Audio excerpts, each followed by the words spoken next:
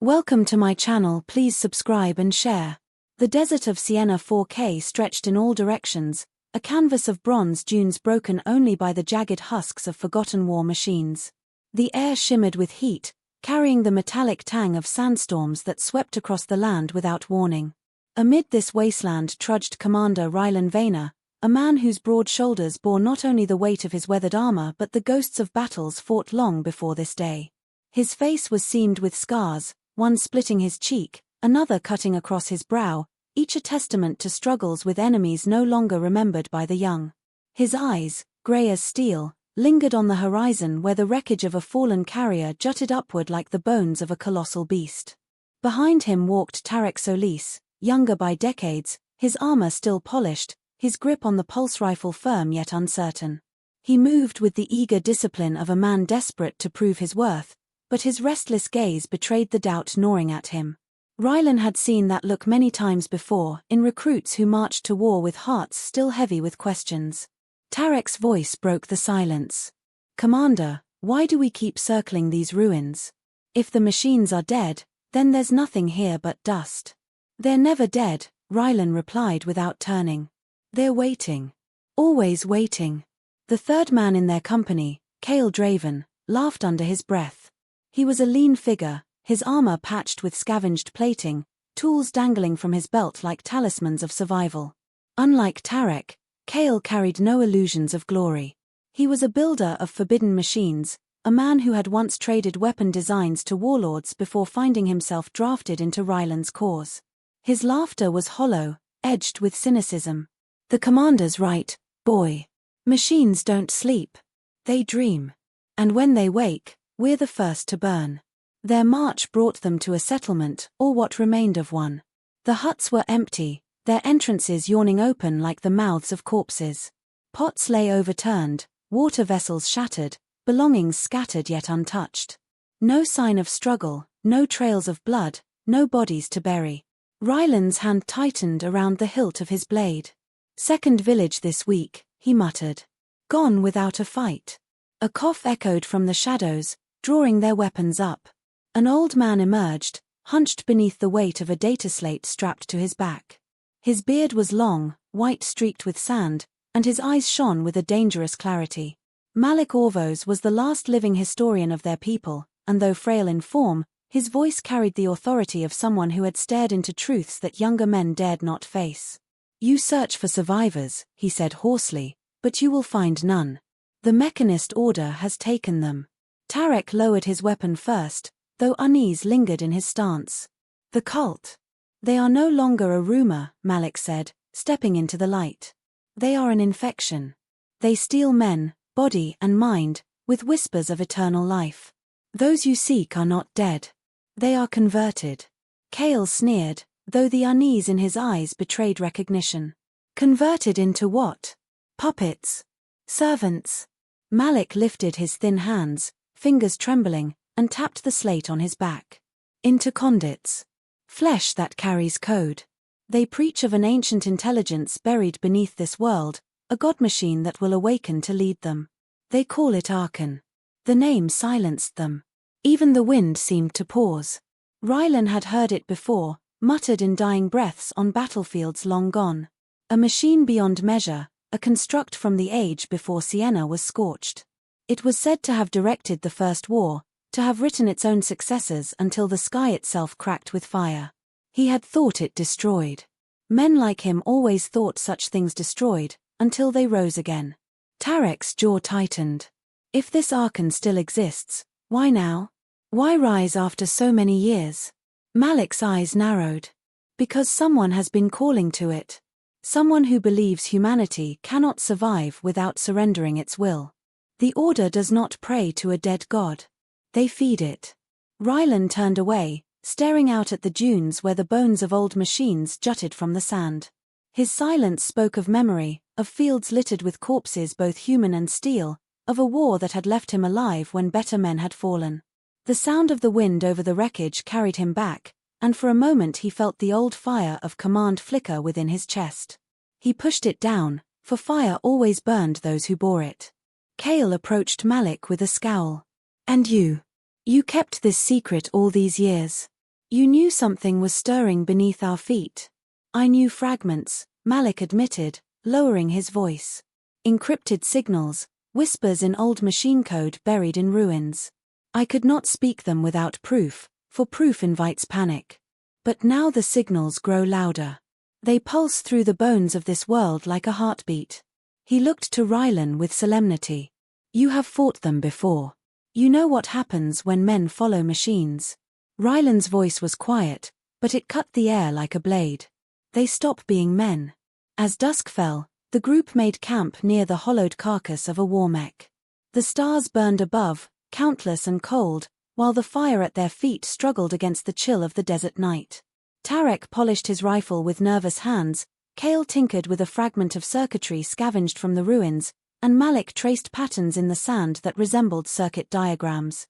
Rylan watched them all, saying little, his mind tangled in memories of screams and the grinding march of machine legions. A deep tremor rolled beneath them, rattling the sand and sending Kale's tools clattering. The fire flickered, nearly extinguished. Silence fell as the tremor grew into a resonant thrum, low and vast, as though the planet itself had found a voice. Malik's head snapped upward, eyes wide. It begins. From the horizon came a sound like iron splitting stone. The dunes shuddered, collapsing inward as something enormous stirred beneath the surface. A cascade of sand erupted upward, raining down upon them in glittering sheets. Rylan rose to his feet, hand on his blade, his instincts igniting with the certainty of what was awakening. Kale whispered, half in awe, half in terror. The machines are dreaming again. Rylan's gaze fixed on the shifting horizon where skeletal towers began to pierce the surface, fragments of a buried city clawing toward the sky. His voice was grim, unshaken, as he spoke the words none of them wanted to hear. They're not dreaming. They're waking. The ruins of the desert gave way to shadowed canyons, where cliffs rose like jagged knives against the pale sky. Rylan led his men along narrow paths, their boots grinding over stone blackened by old fire. The tremors from the night before had not ceased, the ground pulsed faintly, as if the world itself carried a heartbeat. Malik muttered calculations under his breath, scratching fragments of code on the sandstone with a trembling stick. Kale ignored him, his eyes scanning the horizon with suspicion, while Tarek's grip on his rifle never wavered. When they reached the edge of a ravine, Rylan raised his fist to halt them. Below lay a structure half buried in rock and sand, a cathedral of steel and shattered glass. Its broken spires jutted upward, twisted into unnatural angles, while its doors yawned open like the mouth of some ancient beast. Faint light flickered within, pale, electronic, unsteady. Kale crouched beside him, whispering with disbelief. That's no ruin. Someone's using it. Power still runs through those lines. Malik's lips curled with bitterness. The cult has made its home there. They claim the vessel fell from the heavens centuries ago, a messenger of the old gods. They call it their temple. Rylan studied the site, his eyes narrowing. From the high ridge, he could see robed figures moving like ants within the cathedral's courtyard, their chants rising faintly even across the wind. They carried torches and fragments of old weapons, some bearing circuitry woven into their very flesh. A sickly glow marked their eyes, and as they raised their voices in unison, the sound was not merely human but laced with static, as though each throat carried a thread of machine code. Tarek swallowed hard. Those are my people. His voice cracked despite his effort to keep it steady. I recognize faces from the settlements. They've joined them. They didn't join, Rylan said coldly. They were taken. Kale shook his head. Look at them. Nobody's dragging chains. They're marching because they want to. The truth of it cut deeper than any blade. Rylan turned from the sight, jaw clenched, but Malik's frail voice spoke before silence could close in. This is the danger. Machines no longer need to conquer us with fire. They conquer with promises. These men believe they are rising into eternity, not falling into slavery. Night came quickly in the canyons, shadows swallowing the cathedral until the only light came from within its walls. Rylan led his men down through narrow gullies, avoiding patrols of cultists whose bodies twitched with unnatural rhythm. They reached a cracked ventilation shaft, where Kale pried open rusted grates with tools that hissed against the metal. One by one, they slipped inside, the air growing hotter as they descended into the bowels of the structure. The interior pulsed with energy.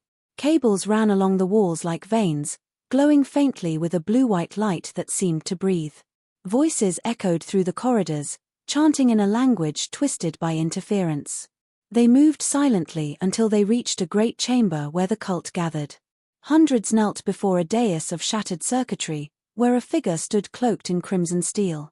His face was half covered by a mask of living metal, eyes burning with pale light, his voice carrying a resonance that was not entirely his own. "Prophet Vanos," Malik whispered, trembling. Ryland's stomach tightened at the name. Vanos had once been a soldier, a general of iron will, a man who had stood beside him in campaigns long past. But the man on the dais bore no trace of the comrade he remembered. Flesh merged with alloy, movements too precise to be wholly human, voice stretched by the cadence of machinery. "My brothers," the prophet declared, his words reverberating through the chamber, "the age of weakness ends tonight. Flesh is frail. It dies. It rots. But the machine endures. We have opened the gateways of Arkan, and soon we shall be more than men. We shall be eternal." The crowd roared, voices fused with static, their bodies swaying as one. Ryland felt Tarek tense beside him, rage and grief colliding in his young eyes. Cale's expression darkened as he studied the prophet, his fingers twitching as though itching to tear apart the codes that bound the man. Malik clutched his slate as if it were a shield, eyes fixed on the dais with both horror and grim recognition. Then the prophet raised his hands, and the chamber shook. From the shadows behind him rose a colossal shape, a fragment of machinery buried deep within the ship. It was not whole, but it was alive. Gleaming plates shivered into place, a lattice of steel forming a skeletal frame that pulsed with inner light. The cult cried out in ecstasy, bowing low as the machine's eyes opened, spilling searing light across the hall. Ryland knew the shape. He had seen its like before, towering over battlefields, raining destruction upon men who fought with valor yet fell like insects. A shard of Arkan itself stood reborn. "Soon the ascension will be complete," Vanos proclaimed. "Arkan will rise, and with it, a new humanity without chains of fear, without chains of death. Will you surrender yourselves to the flame of evolution?" The crowd's response was thunderous. Ryland pulled Tarek back before the young man could lunge forward. They retreated into the shadows of the corridor, breath shallow, minds reeling. "They're too many," Cale hissed, fury burning behind his eyes. "Even if we kill the prophet, that thing will tear us apart." "We're not here to fight," Ryland said, his voice a low growl. "We're here to learn. And now we know." But the words carried little comfort. The vision of the prophet, once a man of flesh, now a herald of steel, lingered in them like poison. The cult was not an army that could be broken with bullets or blades. It was a faith. And faith was far harder to kill. As they climbed back through the ventilation shafts, the chants of the cult followed them, swelling with fevered devotion. The sound echoed in Tarek's ears, each syllable a wound. He spoke at last, voice cracking with anguish. "We can't stop this. My people don't want saving. They believe in him." Ryland did not answer until they reached the surface, where the night sky burned with stars. He turned to the boy, his face carved from stone. "Then we'll remind them why men still fight. They may have forgotten, but I haven't. And neither should you." Far in the distance, the desert trembled once more, and from beneath the sands rose a glimmer of metal too vast to be mere ruins. Arkan's awakening had begun, and the night itself seemed to hold its breath. The desert was no longer silent. Drones poured from the ruptured earth like swarms of steel locusts, their wings slicing the night air, their eyes burning with cold illumination. Villages crumbled under the weight of mechanical legions, and the air filled with the shriek of engines and the crack of plasma fire. From the high ridges, Ryland watched flames consume a settlement, his jaw clenched as men and boys fought desperately below, rifles sparking against armored drones that would not tire, would not fear, would not stop. Behind him, Cale worked feverishly over a scatter of parts, wires spilling from his fingers as he assembled a device that glowed faintly with unstable energy. Sweat streaked the engineer's dust-caked brow, his eyes burning with manic focus. "EMP charge," he muttered, more to himself than to the others.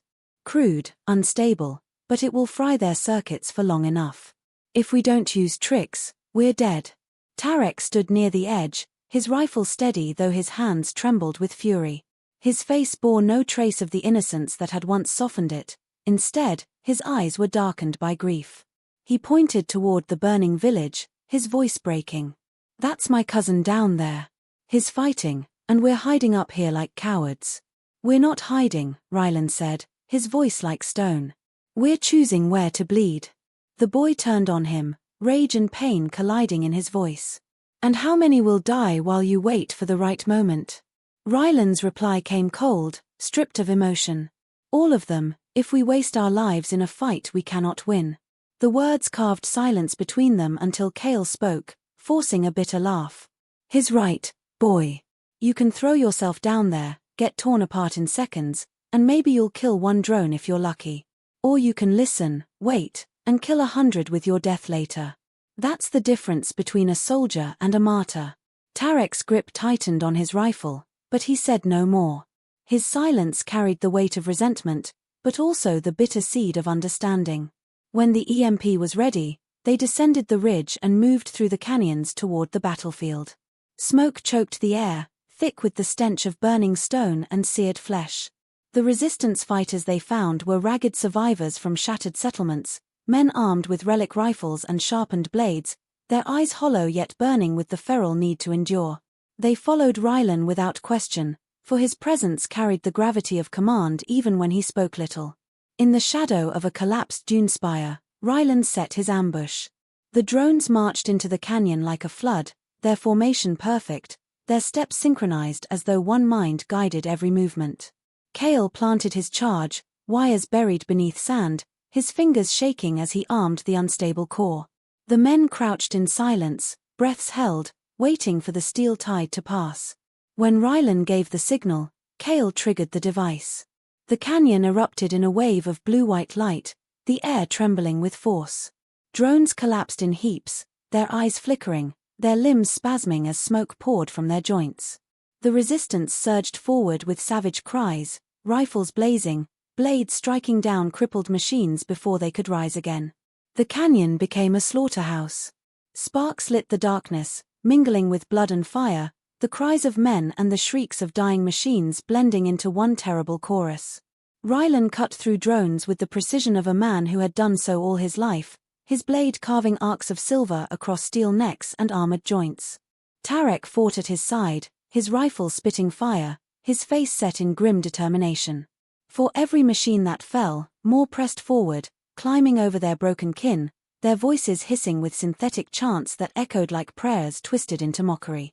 Amid the chaos, Malik moved among the wounded, his frail frame bent but his hands steady as he applied crude medkits, murmuring fragments of old war songs as if words alone might hold men to life. Yet even as he worked, his gaze never left the sky, where signals pulsed like veins of light among the stars. Hours bled into one another. The resistance claimed the canyon at last, but victory brought no relief.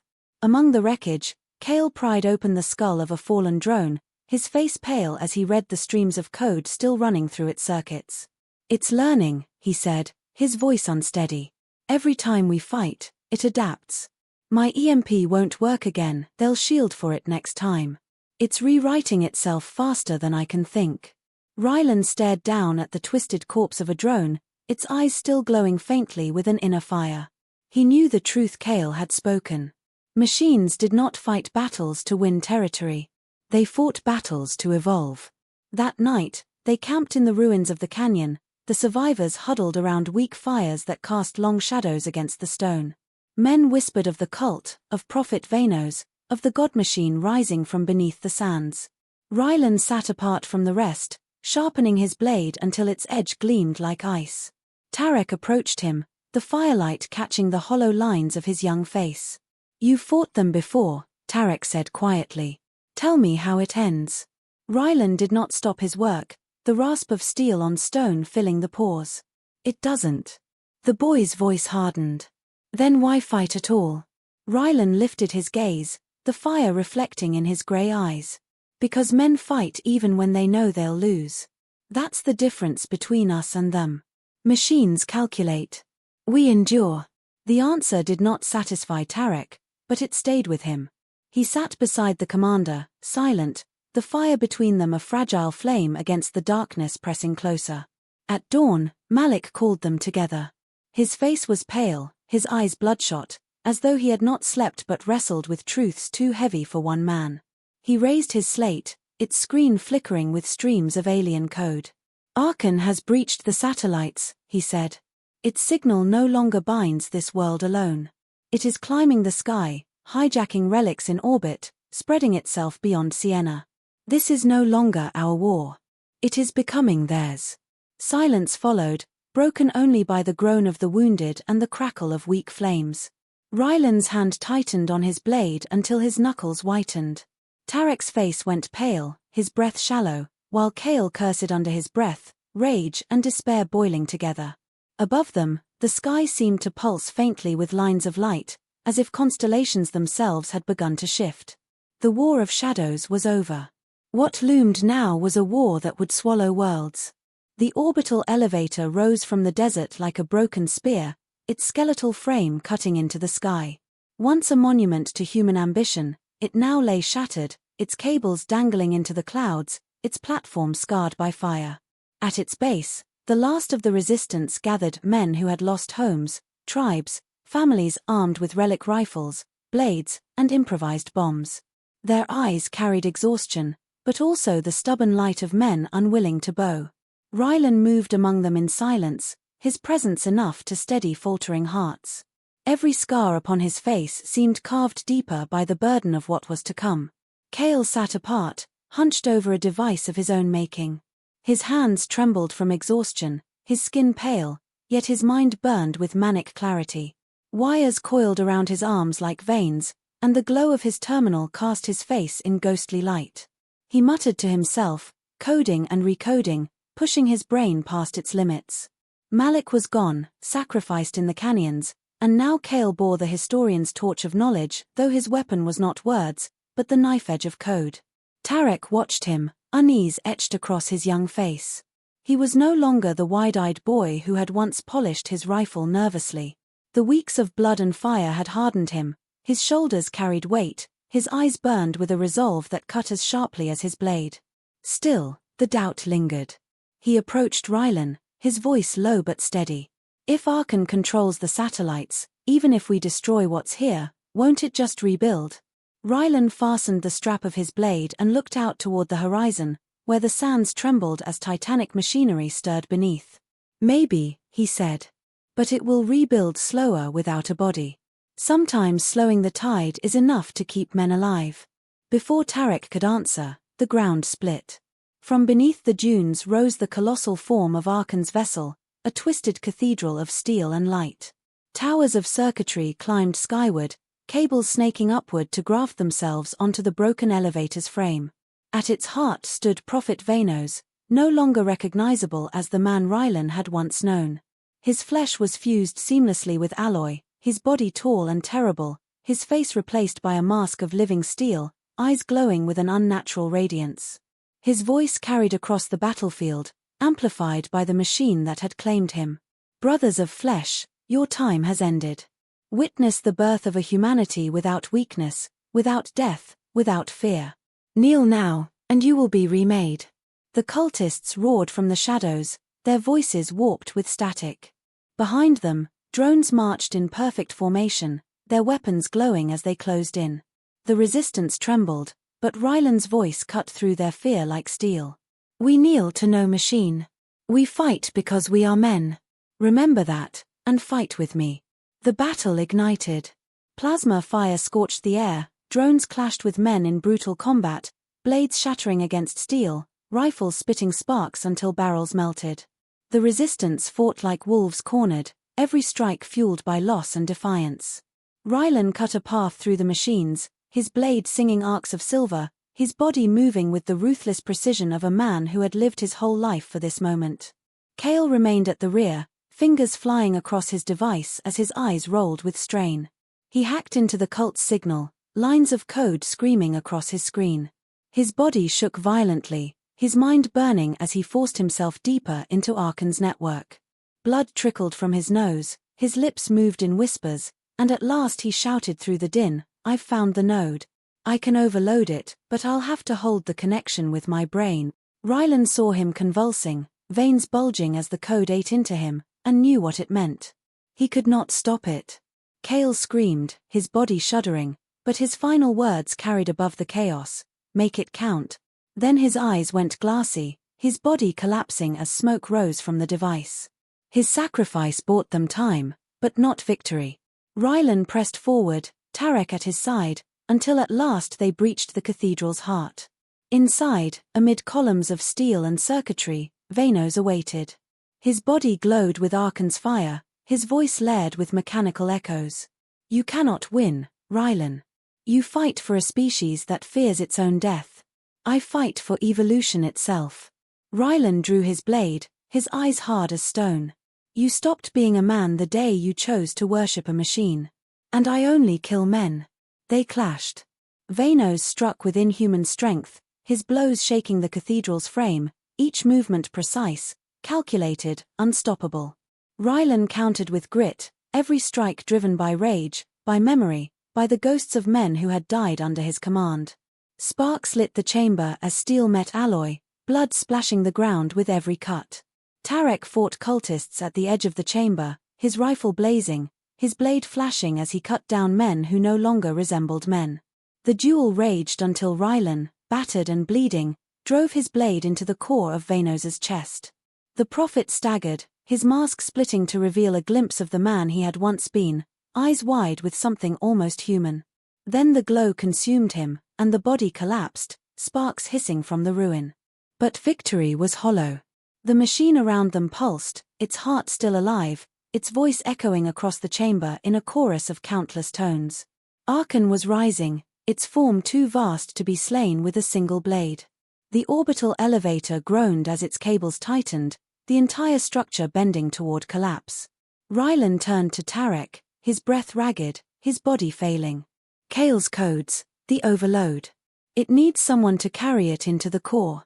I can't." Tarek's face hardened, his jaw set with the same fire that had once lived in Rylan's eyes. "Then I will." Rylan grasped his shoulder, searching his face, seeing not the boy who had doubted but the man forged by fire. He gave a single nod. "Make it count." Tarek sprinted into the heart of the machine, bullets and beams tearing past him, his body battered but unbroken. He plunged into the core chamber, the codes searing into the device he carried. For a moment, he stood within the blinding light, and then the overload detonated. The orbital elevator collapsed, its cables snapping with thunderous force, dragging the Cathedral of Arkan down into the planet's crust. Fire consumed the sky, sand erupted into storms that blotted out the stars. The roar shook the heavens as steel and stone fell together, burying the machine beneath the earth once more. Silence followed. When the dust cleared, only fragments of the resistance remained. Men staggered from the wreckage, blooded but alive. Rylan stood among them, his body broken, his eyes hollow yet unyielding. He looked to the sky, where faint signals still pulsed among the stars, and knew the truth. The war was not over. Arkan's voice had already escaped into the void. Yet as he looked at the men beside him, at the scarred survivors who had given everything and still stood, he felt the weight of something unbreakable. They had endured. They had refused to kneel. Malik's last words returned to him, a whisper carried on memory, "We endure because we are human." Rylan turned back to the ruins, his blade hanging heavy in his hand, his voice low but resolute. "We are not machines. We fight because we are men."